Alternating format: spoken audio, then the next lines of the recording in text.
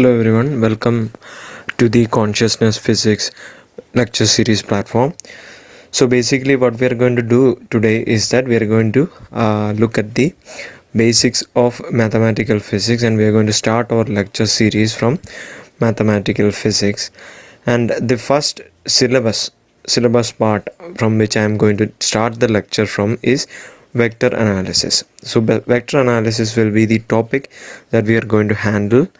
And in vector analysis, the first thing that I'm going to take is the coordinate systems. And in coordinate systems, the first part is the Cartesian and also polar coordinate system. That is the lecture that I'm going to take today. The second one is spherical polar coordinate system, and then the third one will be the cylindrical coordinate system. Right, cylindrical coordinate system. And the second part of this syllabus is transformation from one coordinate system to another coordinate system. That is the second part, and this we will look at deeply in the next part of the lecture. And then the third part we are going to look at is the gradient of a function, divergence of a function, and also the curl of a function, right? And then the fourth part will be the fundamental theorem of calculus, where we will look at the different aspects of the gradient of a function, also the divergence, which is also known as Gauss's theorem, right? Gauss's theorem, and then the curl of a vector, which is also known as the Stokes theorem. So these are the things that we'll look at deeply in the forthcoming lectures. And the final thing that we will look at is the Green's theorem. And with Green's theorem, we are going to complete vector analysis, and we will cover all the topics in vector analysis with that, right? Okay, let's now look at the coordinate system in detail, right? So let's first explain the Cartesian coordinate system. What is a Cartesian coordinate system, and also what is a polar coordinate system? So any vector in space which will have a magnitude and a direction. So it is pointing in one direction, so it has a magnitude and a direction. So a vector can be easily represented. Vector A in the coordinate system xy can easily be represented in terms of its magnitude and also its direction, right? So that's the easy way of representing it. So let's write down what the vector form is. Vector A must be equal to a magnitude of A times the vector direction a cap. So A is the magnitude and a cap is the direction of the vector.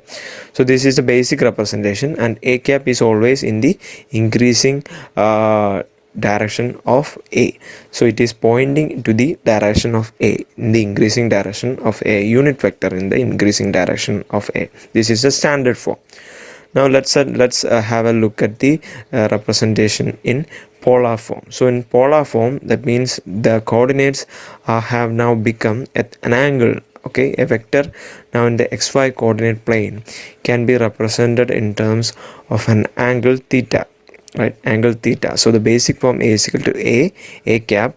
Now it has intercepts of ax and also ay, right? So ay intercepts are there, so these are balancing out, and the angle is theta. Okay, as you can clearly see, the angle is theta. So the sine of theta will be the opposite by hypotenuse, which is ay by ax, right, by a, and cos theta is equal to ax by a, right? So ax is equal to a sine theta, a cos theta, and also ay is equal to a sine theta. Okay, that's basic representation right there. So in the polar coordinate system, this is the polar coordinate system. So A is represented in terms of A and theta. Now in the Cartesian coordinate system, let's understand how Cartesian coordinate system works. So in the Cartesian coordinate system, as you can see, that a vector A can have intercepts ax and ay. So basically we will interpret in terms of ax x cap plus ay y cap must be equal to vector A. So that's the basic representation, and that is called the Cartesian representation, where we use intercepts to represent a complete vector. Now let's look at the vector in 3D. How does a vector looks in 3 dimensions, x, y, and z cap direction? So a vector A can be represented in terms of its x component, y component, and z component, which is as depicted here. So x, y, and z. So this three intercepts ax, ay and az will be there for a vector. So we can write down the vector in terms of ax x cap plus ay y cap plus az z cap. So this is the easiest representation in 3 dimensions with 3 intercepts. Now a vector in the basic form is a cap, right? So magnitude, so a cap must be equal to vector a by the magnitude of the vector, and also magnitude of the vector is just vector a by a cap. So we can expand on that and we can say that ax x cap plus ay y cap plus az z cap divided by x cap plus y cap plus z cap, which is a unit vector. So that must be equal to ax square plus square root of a square plus ay square plus az square, which is the magnitude of the vector. So that's the easier way of computing the magnitude of a vector. Now let's look at something called the displacement vector. So what is a displacement vector? So if you consider a basic vector, like a basic vector, say some vector, let's call it in the x, y and z plane, there is a vector called p, right? This is a vector p, and now what happens is that when the vector is displaced by some amount, if you displace this vector by some amount, let's say that displacement dl must be equal to here. So now the vector has transformed from one point to another, to some another point called q, right?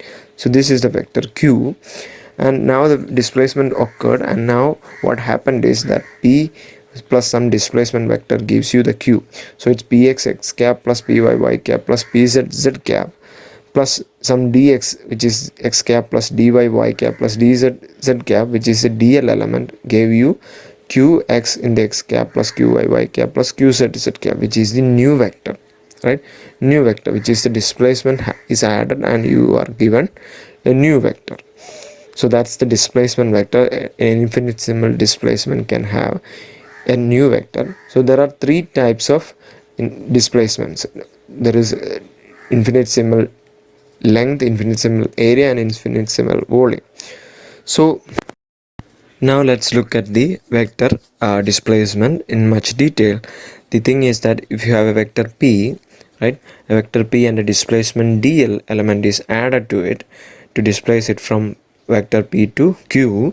So this kind of displacement will have its effect, right, will have its effect, and you can look at the plane, 3D plane or 3D space where this elemental displacement can have its effect on. And so you have seen the dl, which is the length displacement, infinitesimal displacement in length, and now the dl element will be some dx x cap plus dy y cap plus dz z cap, right? So the volume element, next is the volume element and also the area element, right? These are the things under consideration. So what happens to the volume element? So dv will be what and da will be what, which is the question. So how can you see the volume from this change? So volume will be just dx times dy times dz, which is the length times breadth times height, right? So that's it. So da, what will be da? What is the displacement on area based on the change? So it can be a closed or an open surface. Any surface can be a closed and an open surface. A closed surface is enclosed by a volume. An open surface can be enclosed by a loop or a surface or a line. So this is the open and closed surface. So the direction of area is based upon the coordinate axis that we are going to take, and also based upon the and also based upon the direction of integration, right? So direction of integration. So the laws behind that is the coordinate axis, which type of coordinate system that you choose. You can choose the right-handed coordinate system or the left-handed coordinate system. So the right-handed coordinate system basically means that if your fingers are curling in the direction from x to y, then the thumb indicates the direction of z axis. So similarly in the left handed also it's different. So using your right hand you can determine which the right handed coordinate system of direction of x, y and z, and also using the left hand, if you use the left handed coordinate system, you can choose the direction of z. So the next rule is integration, rule of integration. For that as well, you will use the same rule, right? For the integration as well, you can use the same rule.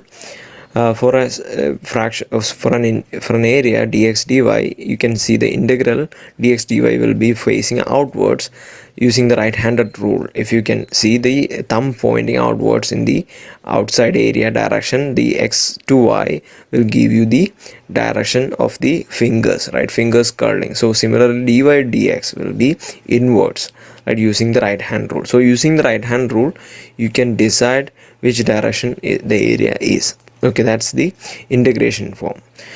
So for a loop or for a volume, what will be the area element? What will be the area element? Let's have a look at it. So the volume, as you can clearly see, for an elemental volume, if you consider that, and you can consider a vector space inside this, and if you want to find out the area of this thing, right, different areas and what its directions are, okay, we can determine that. So you can consider different points, different planes. You can consider x equal to 0, x equal to a. Similarly, x equal to a, y equal to a, and z equal to a, right? X equal to a are the points, are the planes, different planes. You can see three planes, x equal to a, y equal to a, and z equal to a, the surface, and there are some smaller fractions of points, right, inside.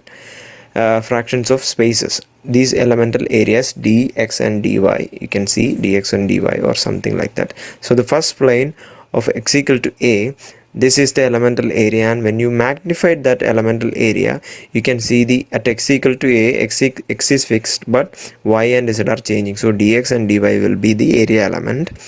So what is direction of that?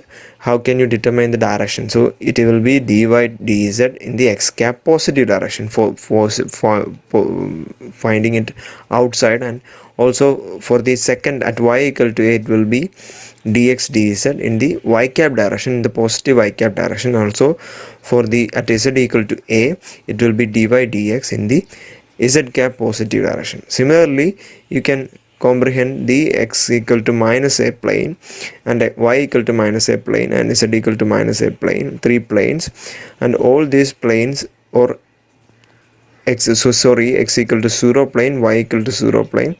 So at these planes as well, you will find the same rule applicable, but the area element is facing inwards, to the inwards the page that you're seeing. So that elemental areas will be in the other directions, right? So you can see I have clearly depicted the in red, that you can see the different boxes that is facing inwards the screen, and outwards the screen comes up as yellow. So in the next lecture, I will cover the next part. We will look at the spherical polar coordinates, and I'll end this lecture right now. Thank you for watching. Please subscribe.